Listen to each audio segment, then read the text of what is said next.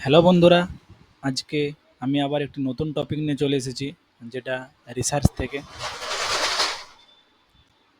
তো টপিকটার নাম হচ্ছে প্লাগারিজম, অর্থাৎ কি সাহিত্যিক চুরি। প্লাগারিজম মানে কি? প্লাগারিজম মানে হচ্ছে সাহিত্যিক চুরি। কীরকম না, do not giving credit to other. প্লাগারিজমের যেটা মানে হচ্ছে যে আমি কারোর কোনো জিনিস রিসার্চ করার সময় কোনো জিনিস আমি ইউজ করলাম, কিন্তু তাকে ক্রেডিট দিলাম না, এই জিনিসটাকে বলা হচ্ছে কিনা হলো প্লাগারিজম। ঠিক আছে? তো যদি রিসার্চ করার সময় আমি কারোর জিনিস ইউজ করি, তাহলে তাকে অবশ্যই ক্রেডিট দিতে হবে। ক্রেডিট যদি দেওয়া না হয়, তাহলে সেটিকে বলা হয় প্লাগারিজম। এই প্লাগারিজমের অনেক টাইপ আছে, যেমন কমপ্লিট প্লাগারিজম, পুরো রিসার্চ কপি করে তার নাম চেঞ্জ করে নিজের নাম দেওয়া। Submit another author's work in your name, এটাকে কি বলা হচ্ছে না কমপ্লিট প্লাগারিজম। ডিরেক্ট আর ভার্বাটিম কি না, এই ধরনের প্লাগারিজমে researcher as it is copy করে নেয়, ওয়ার্ড টু ওয়ার্ড কপি করে নেয়, দিয়ে নিজের কাজে দিয়ে দেয়। তো এবং ক্রেডিটও দেয় না, সেটাকে বলা হচ্ছে ডিরেক্ট বা ভার্বাটিম প্লাগারিজম। সোর্স বেসড প্লাগারিজম মানে কি? Reference and incorrect or non existent source, মানে এমন একটি জিনিসকে রেফারেন্স করলো যেটা কোনো এক্সিস্টই করে না। তারপরে কি সেলফ অর অটো প্লাগারিজম, নিজের রিসার্চ বা থিওরি বা স্টাডি থেকে নিজেকে সাইট না করে ডাটা দেওয়া।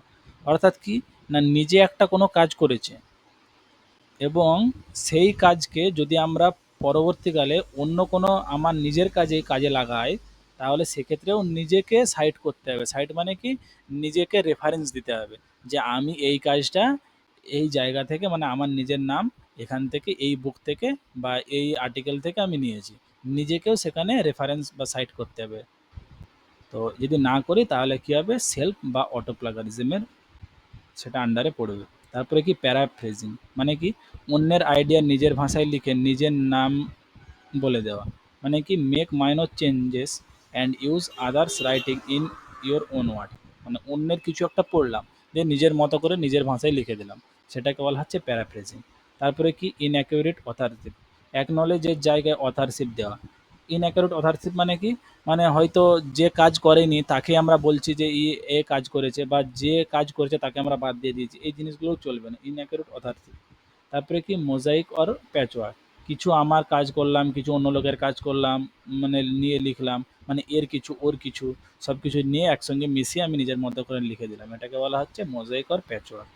আর অ্যাক্সিডেন্টাল কি, মানে কখনো লোকের স্টাডি পড়েছি দিয়ে ভুলে গেছি, আবার যখন মনে পড়েছে নিজের আইডিয়া বলে ওটাকে কাজটা করে নিয়েছি। আনইনটেনশনাল প্যারাফ্রেজিংও এটাকে বলে। আচ্ছা, এই যে প্লাগারিজম, এইগুলোকে কিভাবে ডিটেক্ট করা হয়? যে আমি একটা কাজ করলাম, রিসার্চের কাজ, তো রিসার্চের কাজের ক্ষেত্রে কিছু সাইট আছে যেগুলো দিয়ে আমরা প্লাগারিজম ধরতে পারি, যেমন Grammarly, Turnitin, Dupli Checker, site plug, Viper, iThenticate, plagiarism checker, আরও আছে। এই যে ওয়েবসাইট, এই যে সফটওয়্যার, এগুলোর দ্বারা আমরা আমাদের কোনো থিসিস বা ডিসার্টেশন যাই হোক, সেগুলোকে আমরা মানে ধরতে পারবো যে এটা কোথায় আগে পাবলিশড হয়েছে কিনা, বা কারোর এগুলো আগে কাজ করা আছে কিনা, বা আমার কাজটার সঙ্গে কারোর মিল আছে কিনা, বা আমি কোনো কাজকে সাইট করেছি কিনা। তো এই ওয়েবসাইটগুলো থেকে এগুলো সব কিছু জানা যাবে। এগুলো অবশ্যই কোনো পেড আছে, কোনো পেড সফটওয়্যার আছে, কোনো বা কোনো ফ্রিও আছে। তো এই যে এই 4টা লেভেল খুবই ইম্পর্টেন্ট। ঠিক আছে? যারা রিসার্চের কাজের সঙ্গে যুক্ত তারা সকলে জানবে, বা যারা নতুন এখানে শিখতে এসেছো তাদেরকে অবশ্যই এগুলো জানা উচিত। 4টা লেভেল আছে। লেভেল 0 সিমিলার আপ টু 10%, যদি আমার কাজ অন্য কোনো অলরেডি কাজের সঙ্গে যদি 10% সিমিলার হয়, সেক্ষেত্রে কোনো পেনাল্টি হয় না। লেভেল 1-এর মধ্যে কি পড়ে, সিমিলার 10 থেকে 40%, 40%। যদি 10 থেকে যদি 40%-এর মধ্যে হয়, তাহলে কি হয় যে resubmit a revise script by student 6 মান্থের মধ্যে। মানে কি 10 থেকে 40% যদি আমাদের সিমিলারিটি থাকে আমার কাজের সঙ্গে, একজন অলরেডি কাজ করে নিয়েছে এরকম, ঠিক আছে, তো সেক্ষেত্রে যদি এরকম সিমিলারিটি পাওয়া যায়, তাহলে আমার কাজটাকে 6 মান্থের মধ্যে সেটাকে আবার ঘুরিয়ে রিভাইজ করে আবার রিসাবমিট করতে হবে। আচ্ছা, লেভেল 2 এ যদি সিমিলার 40 থেকে 60, যদি 40% থেকে 60% যদি সিমিলারিটি দেখা যায়, তাহলে কি যে যে মানে রিসার্চার, তাকে 1 বছরের জন্যে নিষেধ করে দেওয়া হবে যে তুমি আর 1 বছর মানে ওটাকে করতে পারবে না, সাবমিট করতে পারবে না তোমার পেপারটাকে। আর কি যে সুপারভাইজার, তাকে 2 বছরের জন্য মানে এরকম বলে দেওয়া হয় যে তুমি অন্য কোনো স্টুডেন্টকে তোমার আন্ডারে কাজ করতে নিতে পারবে না।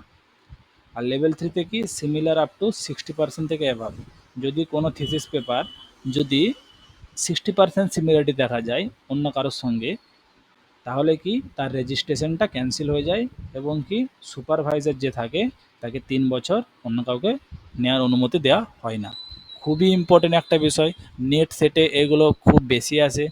ঠিক আছে, তো যদি এটা কিছু বুঝতে অসুবিধা হয় তাহলে অবশ্যই কমেন্টে জানিও।